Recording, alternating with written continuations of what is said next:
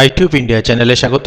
বাঁকুড়া ইউনিভার্সিটির second semester political science SSC 2 পেপারে suggestion দিচ্ছি 2025 সালে পরীক্ষার্থীদের জন্য Democratic awareness and with legal literacy এটা দিচ্ছি। অবশ্যই তোমরা কমন পাবে, ভালোভাবে পড়বে। শর্ট কোশ্চেন, মান 10 মান 5 সবকটারই সাজেশন দিচ্ছি এবং কমন পাওয়ার চান্স প্রবল রয়েছে এই প্রশ্নগুলো থেকে।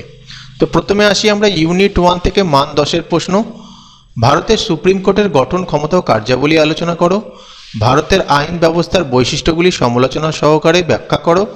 ট্রাইব্যুনাল বা বিশেষ আদালত বলতে কি বোঝো? ভারতের ট্রাইব্যুনাল গঠনের উদ্দেশ্য ও গুরুত্ব আলোচনা করো। এই তিনটি প্রশ্ন অবশ্যই পড়বে মান 10 থেকে, প্রথম অধ্যায় থেকে। মান 5 থেকে পড়বে দেওয়ানি ও ফৌজদারি আদালতের মধ্যে পার্থক্য কি? জুভেনাইল কোর্ট সম্পর্কে সংক্ষিপ্ত আলোচনা করো। মান 2 থেকে এই অধ্যায় থেকে পড়বে সুপ্রিম কোর্টকে সংবিধানের অভিভাবক বলা হয় কেন? ভারতীয় সুপ্রিম কোর্টকে নাগরিকদের মৌলিক অধিকারের রক্ষাকর্তা কেন বলা হয়? এই দুটো কিন্তু উত্তর সেমই হবে। কবে ভারতবর্ষে সুপ্রিম কোর্ট গঠিত হয়? সুপ্রিম কোর্টের বিচারপতিদের দুটি যোগ্যতা লেখো। ইমপিচমেন্ট কি? সুপ্রিম কোর্টের বিচারপতিকে কিভাবে অপসারিত করা হয়?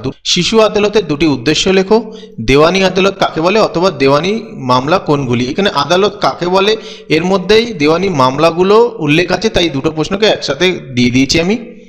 ফৌজদারি মামলা কোনগুলিকে বলে? মহিলা আদালতের যে কোনো দুটি কাজ উল্লেখ করো অথবা মহিলা আদালত বলতে কি বোঝানো হয়েছে? মহিলা আদালত কেন গঠন করা হয়? কত সালে এবং কোথায় ভারতের প্রথম মহিলা আদালত প্রতিষ্ঠিত হয়েছিল?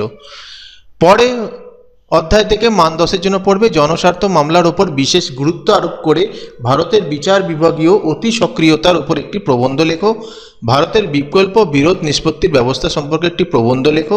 এই প্রসঙ্গে লোক আদালতের ভূমিকা আলোচনা করো। এই অংশটা কিন্তু মান 5-এর জন্যও গুরুত্বপূর্ণ। লোক আদালতের উপর একটি সংক্ষিপ্ত টিকা লেখো, যেটা এই অ্যান্সারটা লিখলেই হবে। মান 2 পিআইএল কি বা পিআইএল এর সম্পূর্ণ কথাটি লেখো। লোক আদালত কাকে বলে, কি বা কাকে বলে, কেন লোক আদালত গঠন করা হয়, ভারতবর্ষের কোথায় প্রথম লোক আদালত গঠিত হয়, বিচার বিভাগীয় সক্রিয়তা কি, বিচার বিভাগীয় সমীক্ষা বলতে কি বোঝো? এটা মান 2-এর প্রশ্ন। তো এখানে হয়ে গেল মান 5 মান 2। পরের ইউনিট থেকে প্রথম অধ্যায়ের পরের ইউনিট অর্থাৎ দ্বিতীয় ইউনিটের প্রথম অধ্যায় মান 10 তপশিলি জাতি উপজাতিদের উপর অত্যাচার প্রতিরোধ আইনের প্রধান বিধানগুলি আলোচনা করো। ভারতে কোনো ব্যক্তিকে গ্রেপ্তার করার পদ্ধতি এবং গ্রেপ্তারের বিরুদ্ধে রক্ষা কবচগুলি কি কি, এই প্রসঙ্গে জামিনের প্রকারভেদ ও গুরুত্ব আলোচনা করো। মান 5 ফৌজদারি আইনি প্রশাসনে পুলিশের ভূমিকা সংক্ষেপে উল্লেখ করো। ভারতে গার্হস্থ্য হিংসার প্রকৃতির ওপর সংক্ষিপ্ত আলোচনা করো। এফআইআর করার প্রক্রিয়াটি সংক্ষেপে ব্যাখ্যা করো। মান 2-এর জন্য এফআইআর কি, এফআইআর পুরো অর্থ কি বা এফআইআর এর সংজ্ঞা দাও। জিডি বা জেনারেল ডায়েরি কাকে বলে? জিরো এফআইআর কি? আমলযোগ্য অপরাধ কাকে বলে? আমলযোগ্য অপরাধের কয়েকটি উদাহরণ দাও। এই কাকে বলের মধ্যে উদাহরণ যেহেতু দিতে হয় তাই জন্য এটা আমি একসাথে দিয়েছি, কিন্তু যখন প্রশ্ন পরীক্ষাতে দেবে তখন উদাহরণ চাইলে শুধু উদাহরণটাই দেবে। অআমলযোগ্য অপরাধ কাকে বলে? উদাহরণ দাও। আইপিসি 376-এর বিষয়বস্তু কি? ভারতে মানবাধিকার লঙ্ঘনকারীর পারিবারিক হিংসতার দুটি উদাহরণ দাও। ক্রেতা সুরক্ষা অধিকার সংক্রান্ত আইন থেকে প্রশ্ন দিচ্ছি মান 10। ভারতে ক্রেতা সুরক্ষা আদালতের বিভিন্ন প্রকারগুলি উল্লেখ করো, এর কার্যাবলী উল্লেখ করো। মান 2-তে পড়বে, এখান থেকে মান 5 কোনোটাই দিলাম না। মান 2 পড়বে 1986 সালে প্রণীত উপভোক্তা সুরক্ষা আইনে প্রদত্ত যে কোনো দুটি অধিকারের উল্লেখ করো। ক্রেতা সুরক্ষা আদালতের যে কোনো দুটি কাজ উল্লেখ করো। ক্রেতা সুরক্ষা আইন কবে তৈরি হয়, পুনরায় তা কবে সংশোধিত হয়? জাতীয় স্তরে উপভোক্তা কমিশনের নাম কি? সাইবার অপরাধ থেকে দিচ্ছি মান 10-এর। এবার এই প্রশ্নটার এই অংশটা পরীক্ষায় এসে গেছে। এবার ব্যাপারটা হলো যে এই চ্যাপ্টারটার এই প্রশ্নটাই সবচেয়ে গুরুত্বপূর্ণ, এটাই ঘুরে ফিরে মান 5 এবং মান 10-এ আসে। এই প্রশ্নটার এই অংশটা গতবারে মান 5-এর জন্য 10-এর জন্য এসে গেছে, তো মান 5-এ গুরুত্বপূর্ণ রয়েছে। যাই হোক, এই পুরো প্রশ্নটা পড়লে একটা মান 5 অথবা মান 10 কমন পাবে। সাইবার অপরাধ বলতে কি বোঝো? এটা মান 5ও আমি লিখে দিচ্ছি, একসাথেই দিয়ে দিলাম মান 5 এবং মান 10।